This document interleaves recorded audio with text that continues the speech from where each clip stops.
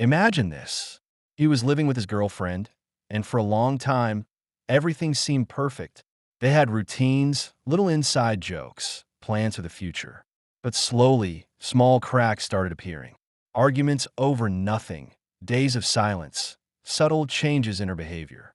He tried to ignore it, thinking maybe it was just a rough patch. Then came the day that would change everything. She told him she was going to visit her family, about 600 kilometers away, and that she'd be gone for a week. He thought maybe this time apart would do them good, maybe even help them reconnect. But deep down, he had a nagging feeling something didn't sit right.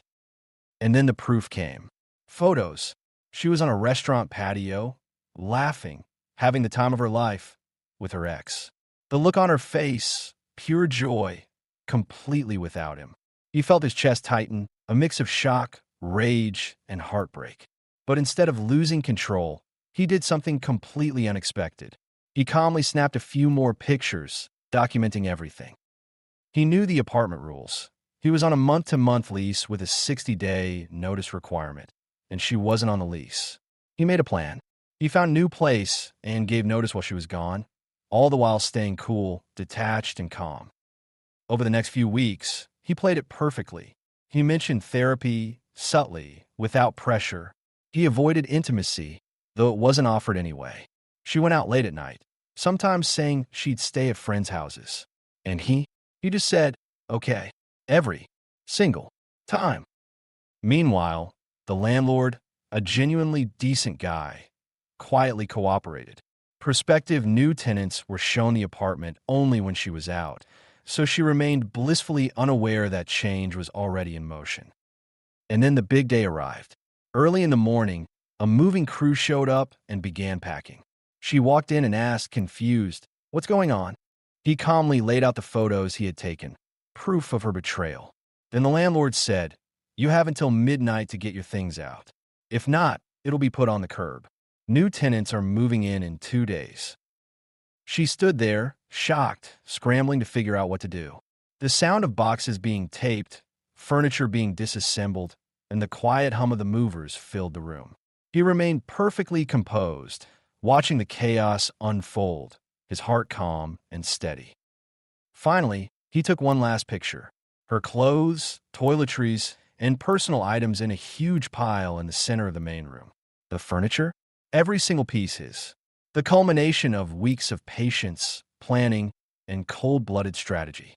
She had no idea, and he had orchestrated every single detail with precision. The scene could have been from a movie. Her confusion, disbelief, and frustration were palpable. He didn't yell. He didn't make a scene. He let the silence, the order of the apartment, and the evidence speak for themselves. Every small smile on her face in those restaurant photos now had a mirror image of shock and defeat in her eyes. The coolness with which he carried himself, the planning, and the execution became legendary among our friend group. It wasn't just revenge. It was a masterclass in patience, strategy, and staying calm under pressure.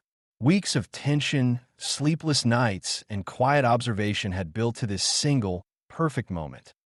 In the end, it was more than just getting back at her. It was about reclaiming control, asserting boundaries, and proving that patience and intelligence can be more powerful than anger. Every detail, the photos, the timing, the calm demeanor, made it unforgettable. Even now, years later, we still talk about it, shake our heads, and laugh at how perfectly it all unfolded. He walked away that day, calm, victorious, and satisfied. No shouting, no drama, just the quiet certainty that justice, his justice, had been served. And honestly, it was beautiful in its simplicity.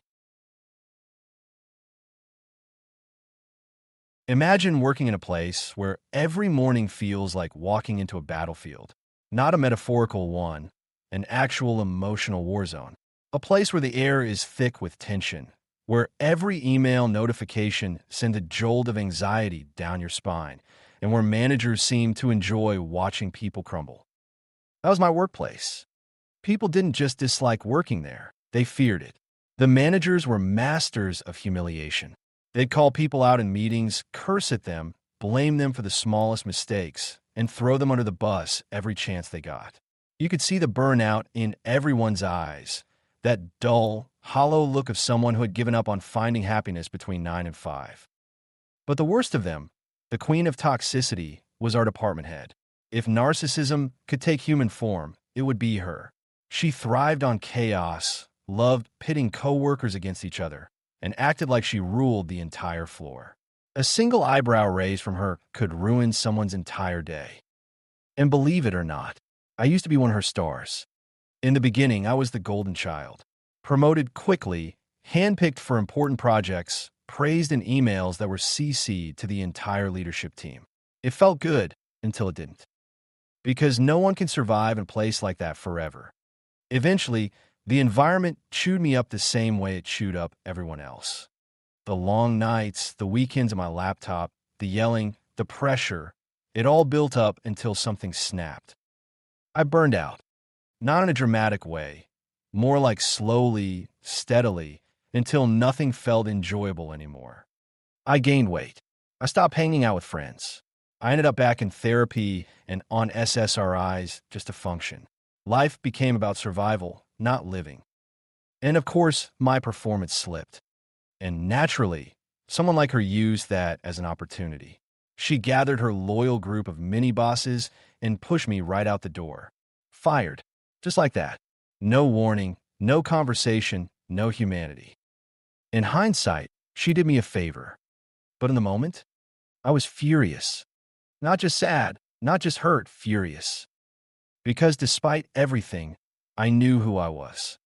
I knew I wasn't perfect, but I was a good person, a good colleague, someone who actually tried to lift others up. And yet somehow, I was the one being punished for cracking under the pressure she created. It felt so unfair I could choke on it. So yes, I did it. I paid $25 to an Etsy witch. A real one. Not for harm, not for injury, not for curses, just a spell meant to reflect her own toxic energy back at her career. Something symbolic. Something that made me feel like I wasn't just sitting there accepting injustice. And honestly, the moment the payment went through, I felt lighter. Not because I believed the spell would work, but because I finally took control. Even if it was silly, even if it was useless, it was something. And then I forgot about it. Months passed. I found a new job, a better one, a healthier one. I started feeling like myself again, bit by bit. Life moved on. Until one day my phone buzzed. It was a message from a former coworker, and I swear my jaw dropped. There had been a massive shakeup in the department. HR got involved. People finally spoke honestly. Stories came out. Evidence surfaced. And every bit of her cruelty, every manipulation, every lie, every threat finally hit the light of day. She wasn't fired, but she was dethroned. Stripped of her title. Removed from her team. Publicly, officially, undeniably demoted. And suddenly I remembered that little Etsy spell. That $25 moment of desperation. I'm not saying it caused anything. I'm not saying internet witchcraft is real. But damn the timing. What I'm saying is this. Sometimes the universe has a funny way of balancing the scales. And sometimes, even the strongest, loudest, most toxic managers, those who think they're untouchable, eventually get hit with consequences they spent years avoiding. So yeah, maybe Etsy magic works. Maybe it doesn't. But this gave me hope. Hope that narcissistic bosses, no matter how powerful they seem, aren't invincible after all.